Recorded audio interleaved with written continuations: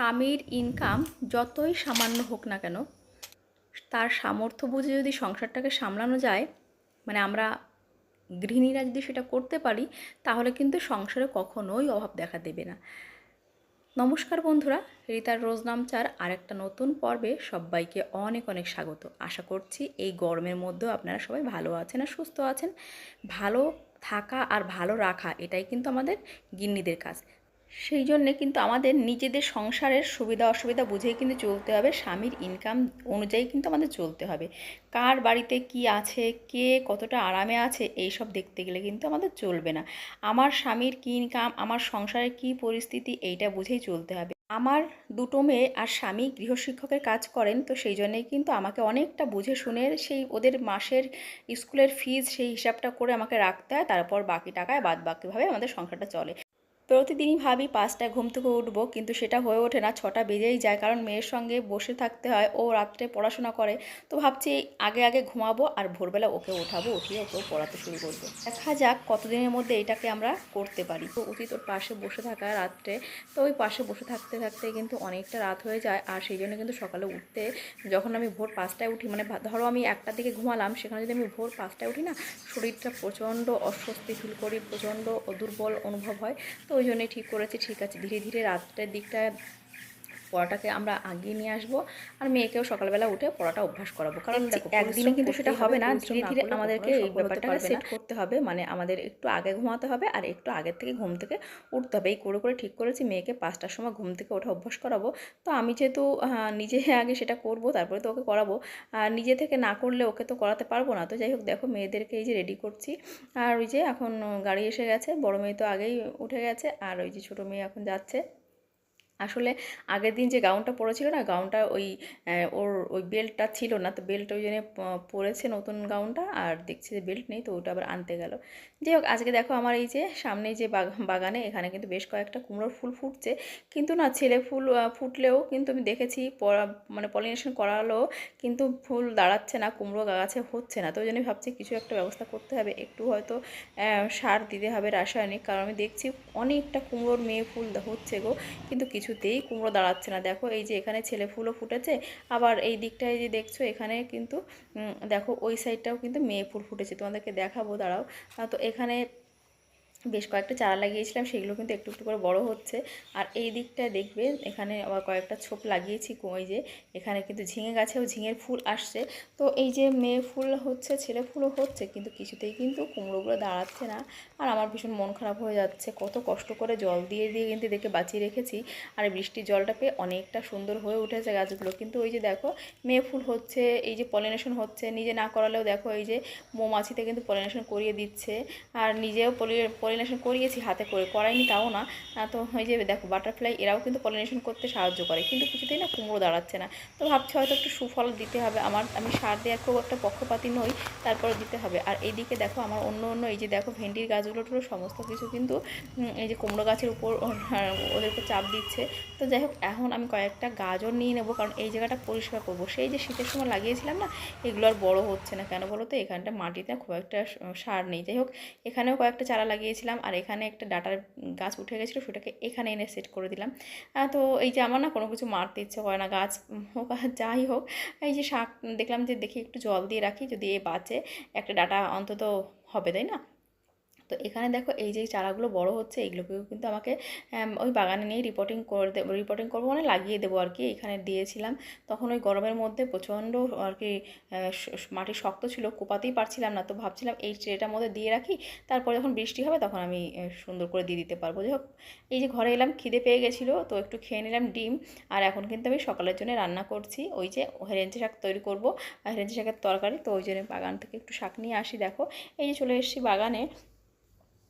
আমাদের মতো সাধারণ মানুষদের না বসে থাকার উপায় নেই, বসে বা শুয়ে থাকা মানেই হচ্ছে নিজের ক্ষতি করা। কারণ তুমি যখনই বসবে বা শুয়ে থাকবে, একটু বিশ্রাম নিতে যাবে, তখনই দেখবে কাজকর্মগুলো সবই কিন্তু পড়ে আছে। একার সংসারে তো হাতে হাতে তাড়াতাড়ি করে কাজগুলো শেষ করে ফেলতে পারলে না অনেকটা শান্তি পাওয়া যায়। মানে এই গরমে তো বাইরের কাজগুলো তাড়াহুড়ো করে নিতে পারলে তারপরে কিন্তু ঘরে ধীরে ধীরে নিজের ঘরের সংসারের কাজগুলো করা যায়।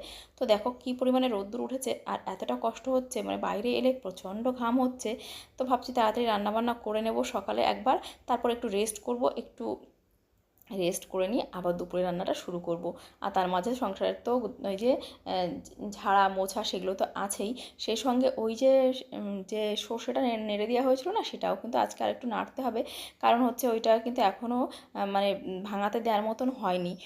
তো গ্রামের বাড়িতে তো আমাদের তো কত মানে অনেক রকম কাজ করতে হয়, শুধুমাত্র সংসারে রান্না বান্না আর ঘর গোছানো করলেই কিন্তু আমাদের মতো সাধারণ মানুষদের চলে না গো। সাধারণ ফ্যামিলিতে আমাদেরকে অনেক এক্সট্রা কাজ করতে হয়, যেমন হচ্ছে একটু গাছপালা লাগানো বা একটু মানে ফসল তোলা সেগুলোকে, যেমন এই সর্ষেটা নেড়ে দিয়েছি, এইগুলো কিন্তু তোমাদের শহরের মানুষদের করতে হয় না, কিন্তু আমাদের গ্রামের মানুষদের করতে হয়। কারণ আমাদেরকে একটু খেতে গেলে পড়তে গেলে না এই সীমিত আয়ের মধ্যে একটু বুঝে শুনে খরচা করতে হয়, আর তার জন্য একটু চাষাবাদ করতেই হয়।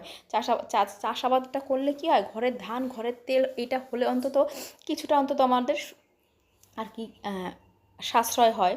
তো সেই জন্যে কিন্তু আমাদের এই যে গ্রামের মানুষরা আমরা কিন্তু এই টুকটাক চাষাবাদ করে থাকি। যেমন আমাদের জমিতে ধান লাগিয়েছিল, লোকেরাই করেছিল। তো যে ধানটা দিয়েছে সেইটা কিন্তু বিক্রি করে চাল নিয়ে আসা হয়েছে, এই জন্যেই যে আমার শরীরটা অতটাও ভালো নেই যে আমি ধান সেদ্ধ করতে পারবো। আর তাছাড়া না ধান সেদ্ধ করতেও আমি পারিও না গো, এটা সত্যি কথা। ভেবেছিলাম জীবনে একটা চাকরি বাকরি জুটিয়ে নিতে পারবো, কিন্তু দেশের যা পরিস্থিতি সে তো আর চাকরি তো কী বলবো, ইন্টারভিউ ডাকও পেয়েছি, কিন্তু দেখলাম তারপর চাকরিগুলো অন্য কারো দখলে চলে গেছে। তোমরা এসব জানো, এসব নিয়ে আর বেশি কথা না বলাই ভালো। যাই হোক, এই যে এখন বললাম না, ওই যে আমি পড়াশোনা নিয়ে হয়তো বিয়ের আগে ব্যস্ত থাকতাম, ওই জন্যে এই যে মানে সংসারের অন্যান্য কাজকর্মগুলো তাও করে নিতে পারি, কিন্তু ধান সেদ্ধ করাটা না আমি সত্যিই পেরে উঠি না। মানে অভ্যাস নেই। হ্যাঁ, আমার মা প্রচুর করেছে, ধান সেদ্ধ করেছে, কিন্তু আমাদেরকে করতে দেয়নি যে তোরা পড়াশোনাটা কর। তো যাই হোক, সে তো আর হলো না, যা হলো না তার ভেবে লাভ নেই। যা পাওয়া যায়নি, যা পাওয়া যাবে না তা নিয়ে মন খারাপ করি না, কিন্তু চেষ্টা করছি নিজের মতো করে একটু সংসারটাকে টেনে নিয়ে যাওয়ার। তো তোমাদের দাদা তো টিউশন করে, আমিও টিউশন করতাম। আপাতত টিউশনটা অফ রেখেছি, কারণ আমার মেয়েরা বড় হচ্ছে, ওদেরকে অনেকটা সময় দিতে হবে। আর আমি তো টাকা উপার্জন করার জন্যে বড় কথা নয়, আমার বড় কথা হচ্ছে আমার বাচ্চা দুটোকে আমি মানুষ করব। টাকা পয়সা আজকে হয়তো একটু কম আছে, কিন্তু বাচ্চাদেরকে যদি মানুষ করতে না পারি, সেই যে টাকা পয়সা কী করব টাকা পয়সা দিয়ে? হ্যাঁ, হয়তো অনেক একটা ছোটোখাটো চাকরি জুটিয়ে নিতে পারতাম না এমনটাও নয়, কিন্তু চাকরি করে আমি করব কি, আমি যদি আমার বাচ্চাদের সময় না দিয়েই তাদের যদি মানুষ করতে না পারি। তো এই চিন্তাভাবনা থেকেই কিন্তু ছোটোখাটো চাকরিগুলো আর করার চেষ্টা করলাম না। হ্যাঁ, তোমরা বলবে যে এটা কোনো কথা হলো? হ্যাঁ গো, এটাই কথা। আমি কখনো চাকরির জন্য সেভাবে চেষ্টা করিনি।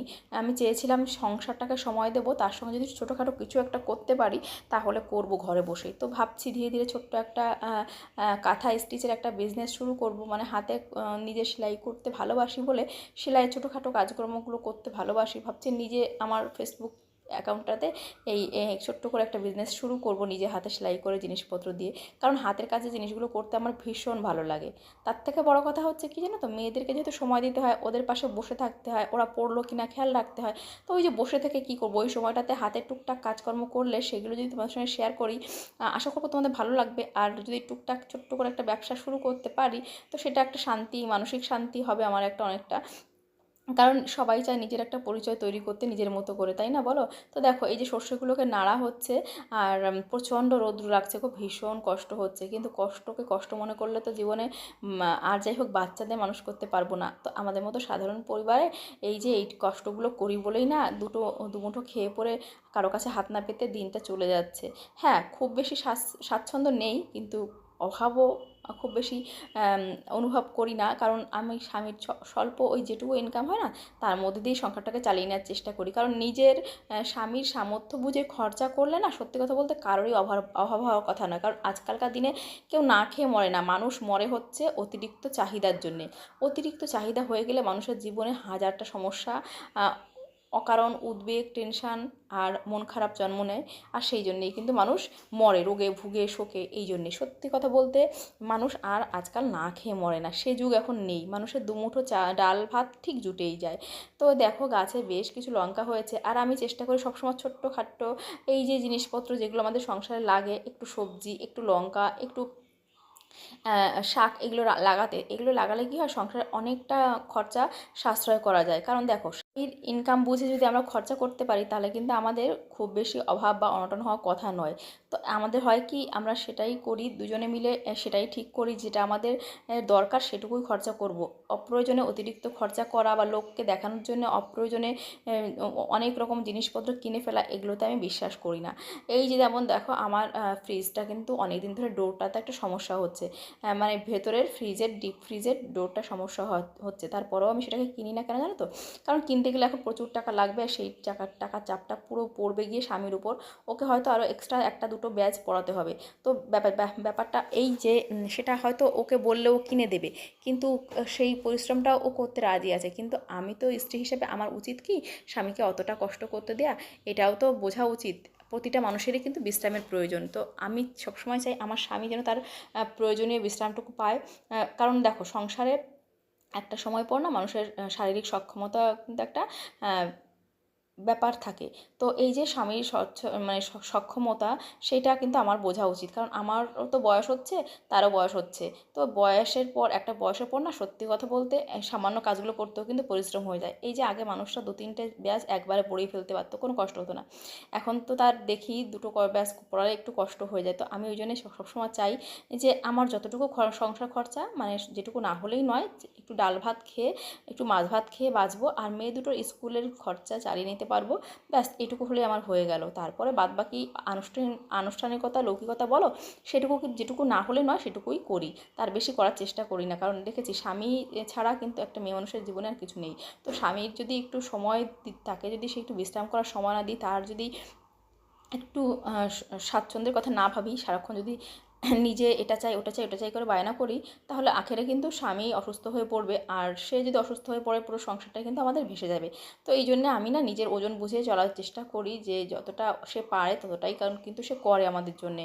কারণ আমি আমার সংসারে এই যে এত কিছু মাইক্রোওভেন চিমনি বলো, এসি বলো, আমার এই যে 52 ইঞ্চির টিভি বলো, যা কিছু আছে আমার সংসারে যা কিছু আছে সব কিন্তু ও নিজে শখ করে আমাকে কিনে দিয়েছে। আমি কিন্তু কখনোই ওকে বলিনি। হ্যাঁ, এসিটা অনেক দিন ধরে কিনবে করছিল, আমি না না করার পর শেষে গত বছর আমি আর গরম সহ্য করতে না পেরে বললাম ঠিক আছে এবার তাহলে তুমি কিনতে পারো, মানে পারমিশনটা দিয়েছিলাম। বাদ বাকি যা কিছু আমাকে ওই কিন্তু জোর করে কেনে। এবং যখন টিভিটা কিনতে চেয়েছিল আমি কিন্তু প্রচণ্ড অশান্তি করেছিলাম যে তুমি 30,000 টাকা দামের বেশি টিভি কিনবে না, কিন্তু শেষমেশ ও কিন্তু 60,000 টাকা দিয়ে টিভিটা কিনেছিল। আমি আসলে শখ ছিল অনেকদিন, বলে আমার ছোটোবেলা থেকে শখ ছিল আমি এত বড় একটা টিভি কিনবো। তো যাই হোক, এই যে নিজের শখ ছিল আর আমার শখ পূর্ণ করতেই কিন্তু ও সবসময় চেষ্টা করে। তাই জন্য আমি চাই না কখনো জোর করে একটা এত এ দাও তা দাও বলতে, কারণ আমি দেখেছি ও যখন পারবে ও ঠিক কিনবে। সেই জন্যই না স্বামীকে কখনোই জোর করি না বা জোর করে স্বামীর কাছ থেকে কিছু আদায় করার চেষ্টাও করি না। অনেক মহিলাকে দেখেছি জোর করে এত টাকা আমার 10,000 টাকার দামের একটা শাড়ি দাও বা আমাকে এই গয়নাটা বানিয়ে দাও, আমি না কখনোই বলি না। আমি জানি আমার স্বামী চেষ্টা করবে, যখন পারবে ঠিক তখন দেবে। তো এই স্বামীর সামর্থ্য তার সুযোগ সুবিধা বুঝে চলাই কিন্তু আমাদের কর্তব্য। তো এদিকে দেখো মেয়ে কিন্তু পা কেটে নিয়েছে, তো ওই যে ওর বাবা এই রাত্রে 9:30টার সময় গিয়ে ডাক্তারের মানে ওষুধের দোকান থেকে নিয়ে এলো এই যে ইঞ্জেকশনটা। আর আমারও কিন্তু সকালবেলা হাঁটুতে ব্যথা পেয়েছি পড়ে গিয়ে ওই গাছে জল দিতে গিয়ে। কী আর করা যাবে, সংসারে থাকতে গেলে ছোটোখাটো এরকম সমস্যা দেখা দেবে, সেইটাকে হাসি মুখে মেনে নিয়েই সংসারটা করতে হবে। শুয়ে বসে থাকলে তো চলবে না। হ্যাঁ, একটু রেস্ট করে নিয়েছি, বরফটা নিয়েছি হাঁটুতে, তবে হাঁটুতে খুব বেশি সমস্যা কিন্তু আমার হয়নি। কিন্তু মেয়ের ওই যে পা কেটে নিয়েছে, এটা রিস্ক নেওয়া যায় না, কারণ কালকে ভোরে ও স্কুলে যাবে আর আসবে ওই বেলা 3টে, তো 24 ঘন্টা পার হয়ে যাবে। সেই জন্য ওর বাবা বললো চলো। আর এদিকে মেয়ে তো ভয়ে দেখো নাক মুখ বন্ধ করে রেখে দিয়েছে। তারপরে বললাম কী রে খুব বেশি ব্যথা লেগেছে? তা বললো না, ব্যথা তো খুব বেশি লাগেনি, মনে হলো পিঁপড়ে কামড়িয়েছে। এই যা, ভয় পেলে চলে না, জানো তো, ভয়টাকে কিন্তু আমাদের ওভারকাম করতে হয়। তো এখন দেখো এই জামাকাপড়গুলো সব ভাঁজ করে রাখলাম। কথা তোমাদের সঙ্গে হয়তো অনেক কিছু বলে ফেললাম, তোমরা হয়তো ভাববে জ্ঞান দিলাম, জ্ঞান না গো, এগুলো হচ্ছে সত্যিই দরকার। আমাদের প্রত্যেকটা মহিলার দরকার স্বামীর সমস্যা তার সুবিধা অসুবিধা বুঝে চলা, কারণ স্বামীকে নিয়ে কিন্তু আমাদের সংসার, স্বামীর উপার্জন তার উপর ভরসা করে কিন্তু আমাদের সংসারটা টিকে আছে, তাই না? সেটা তো স্বীকার করতে হবে, সেটা অস্বীকার করলে চলবে না। অনেকেই বলে যে হ্যাঁ আমরাও সংসার সমান অবদান রাখি, কিন্তু সেটা ঘরের মধ্যে, ঘরের বাইরে নয়, জগতে তাকেই ফেস করতে হয়, তাই না? তো চলো আজকের মতো এখানে টাটা। ভালো লাগলে কমেন্ট করতে ভুলো